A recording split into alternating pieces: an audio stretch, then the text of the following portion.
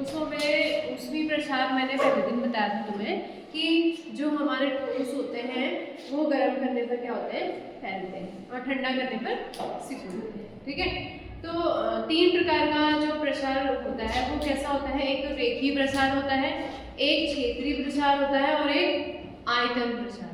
ठीक है, तो सबसे पहले हम रेखीय प्रसार गुणांक पढ़ेंगे।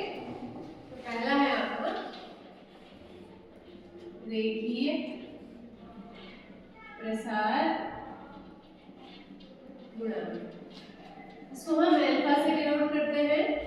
और मैंने आपको बताया था कि रेखीय प्रसार का मतलब क्या होता है, जब कोई छड़ है, ठीक है, माना कोई छड़ सरल ऐसी एक लंबाई में कोई छड़ है, उस छड़ को हम गर्म करते हैं तो जो उसकी लंबाई में जो वृद्धि होती है उसको ही हम क्या कहेंगे, रेखीय प्रसार।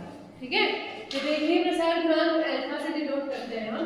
तो रेखीय प्रसार गुणांक क्या होता है, माना कि एल लंबाई की हमारे पास छड़, इसकी लंबाई कितनी है, एल। ठीक है, गर्म करते हैं, उसको ताप देते हैं, कितना ताप देते हैं, डेल्टा टी सपोज।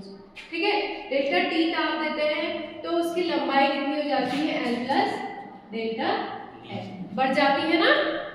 ठीक है, तो एल प्लस डेल्टा एल इसकी लंबाई हो जाएगी। तो जो आपका डेल्टा एल है, लंबाई में वृद्धि, डेल्टा एल क्या है, लंबाई में वृद्धि। जो डेल्टा एल है आपका वो किन किन बातों पर निर्भर करता है, delta L proportional to L into delta T, यानी कि प्रारंभिक लंबाई और ताप वृद्धि के अनुक्रमानुपाती होता है ना। तो अब इसका हम प्रोपोर्शनलिटी साइन हटाएंगे तो डेल्टा एल बराबर हो जाएगा अल्फा एल डेल्टा टी। अब यहाँ से अल्फा क्या है, ये अल्फा क्या है, रेखीय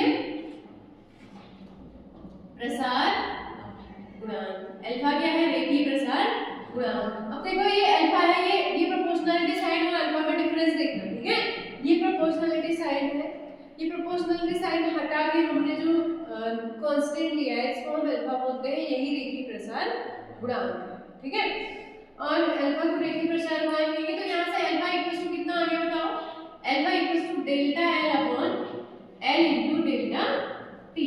तो ये फॉर्मूला हो गया किसका, रेखीय प्रसार गुणांक। अगर हम इसे लैंग्वेज में लिखेंगे तो ये आ जाएगा लंबाई में वृद्धि, ये डेल्टा एल क्या है, लंबाई में वृद्धि बट्टे प्रारंभिक लंबाई गुणा ताप वृद्धि, हुआ नहीं हुआ, है ना।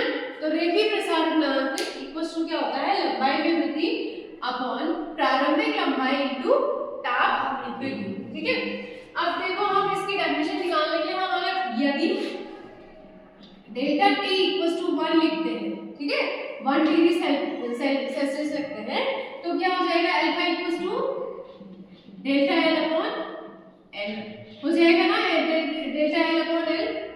ठीक है, यानी कि डेल्टा टी की जगह 1 आ गया तो हमारा अल्फा इक्वल्स टू कितना आ गया, डेल्टा एल अपॉन एल। तो यहाँ से हम डेफिनेशन क्या बोल सकते हैं, किसी भी क्षण का ताप 1 डिग्री सेंटीग्रेड बढ़ाने पर, ठीक है, किसी भी क्षण का ताप 1 डिग्री सेंटीग्रेड बढ़ाने पर क्षण की लंबाई में होने वाली वृद्धि और प्रारंभिक लंबाई के अनुपात को ये क्या कहते हैं हम, क्षण का रेखीय प्रसार गुणांक। क्लियर हुआ ना। तो रेखीय प्रसार गुणांक की डेफिनेशन यहाँ से निकल जाएगी। दूसरा आता है हमारा क्षेत्रीय प्रसार गुणांक। दूसरा क्या आता है, क्षेत्रीय प्रसार गुणांक। इसको हम बीटा से डिनोट करते हैं। तो अगर हम कोई पटल लेते हैं, पटल का मतलब एक, जैसे हमने छड़ ली तो छड़ इस टाइप की होती है ना, ऐसी टाइप की। पटल लिया तो पटल कैसा होगा, आयताकार हो सकता है या वर्गाकार हो सकता है ना। तो हमने पटल लिया तो पटल को हमने क्या किया, ताप दिया। ठीक है, ताप दिया तो उसके क्षेत्रफल में क्या हो जाती है, वृद्धि हो जाती है। उसी को हम क्या कहते हैं, क्षेत्रीय प्रसार गुणांक। अब जैसे हमने यहाँ पर माना पटल का जो एरिया है ए, पहले स्टार्टिंग में उसका एरिया ए है, कुछ टाइम बाद हमने उसको डेल्टा टी ताप दिया तो उसका एरिया कितना हो जाता है, delta A plus delta A बढ़ जाता है ना, पहले ए था फिर डेल्टा ए उसमें बढ़ गया तो कितना आ गया ए प्लस डेल्टा ए हो गया। तो वैसे ही जैसे हमने ये रेखीय प्रसार गुणांक निकाला था वैसे ही आपका जो क्षेत्रीय प्रसार गुणांक डेल्टा है वो किस पे निर्भर करेगा, ए और डेल्टा टी पर निर्भर करेगा। ठीक है, तो यहाँ से डेल्टा ए इक्वल्स टू कितना आ गया, ये प्रोपोर्शनलिटी साइन हटेगा तो यहाँ पर एक कांस्टेंट आ गया बीटा। ठीक है, beta A into delta T. अब यहाँ से बीटा इक्वल्स टू कितना आ जाएगा, delta A upon A into delta T आया ना। तो यही क्या है, क्षेत्रीय प्रसार गुणांक। अब जैसे हमने डेल्टा टी अगर यहाँ पे यदि delta T equals to 1 degree Celsius रखते हैं तो बीटा इक्वल्स टू कितना आ जाता है, डेल्टा ए अपॉन ए।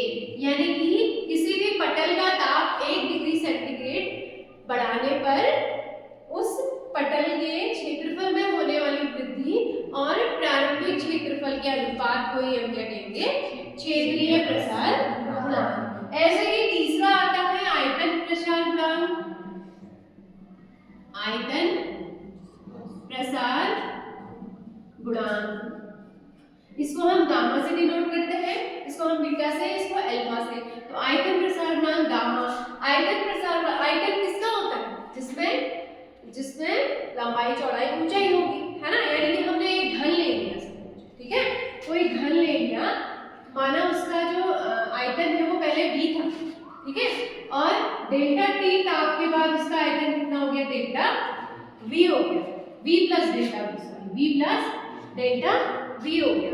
ठीक है, तो जो आपका डेल्टा v है वो किस पे निर्भर करेगा, v इंटू डेल्टा t पर। तो यहाँ से delta v equals to proportionality sign हटेगा तो ये beta v into delta t, यहाँ से बीटा इक्वल्स टू कितना आ गया, delta v upon v into delta t, sorry beta नहीं है, गामा आया यहाँ पे, गामा आया।